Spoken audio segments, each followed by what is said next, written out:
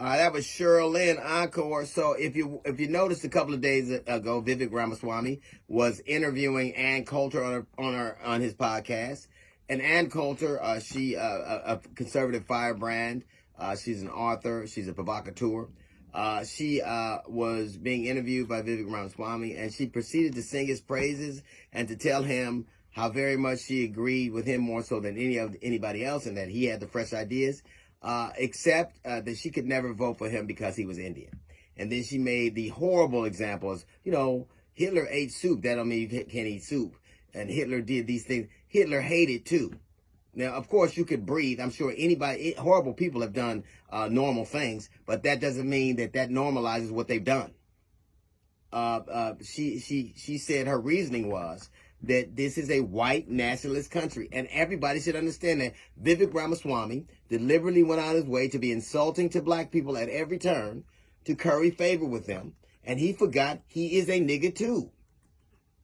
He is one too. That is what we call a nigger wake-up call. That's what happens.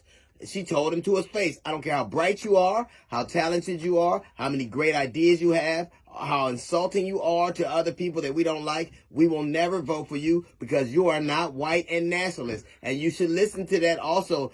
Nikki Haley, they go out of their way. I didn't know when the Civil War started. You do. The Civil War started for the same reason she wouldn't vote for Vivek Ramaswamy. It's the same reason that Nikki Haley changes her name. It's the same reason that Tim Scott has sold his soul with his blue-gummed ass. It is the same thing. They will never accept you. Never. You are tree ornaments. You are the proverbial black and brown friend. And you know it. Because Vivek Ramaswamy had to sit there and be insulted, because that's the gig. What you got to do is pretend like you didn't hear it, pretend like it was insulting, pretend like you were above the fray, or say it's a difference. When somebody tells you, I don't care how qualified you are, I don't care how many great ideas you have, I can't vote for you because of the color of your skin. Everybody you see running for them, who's a different hue, will tick up in the polls, do great for a little while, and then fade away. They will never. This current iteration of the Republican Party will never, ever, ever, ever, ever vote for somebody that isn't white and nationalist. It will not happen. I'm not saying before it couldn't have happened. I'm not saying that it can't happen in the future. But with this iteration, they're telling you exactly what it is. I don't care. It's not the content of your character. It is clearly the color of your skin. And you sell your soul for it. The price of admission was to be insulting to black people, to denigrate black people at every turn. But that didn't take the brown off your skin. Everything you say, everything you do to curry favor with them doesn't move them. It doesn't at all. Because in the end, you are the wrong complexion for their connection. That's the truth. You will never, ever see this iteration, this MAGA party, these MAGA zealots ever vote for somebody in large numbers. It won't happen.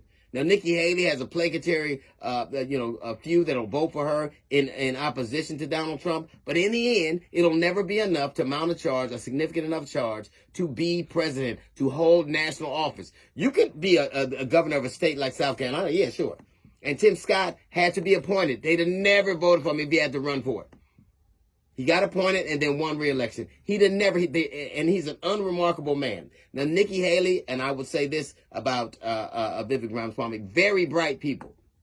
And they thought that the price of admission was just to talk bad about black people, just to diminish black people's stories, just to say, well, it doesn't matter. She told you to your face, I don't care what you do. I don't care how much you accomplish. I don't care how much you denigrate. I don't care how much you say. You will never, ever, ever be president of the United States of America. Not for your ideas, because of the way you were born.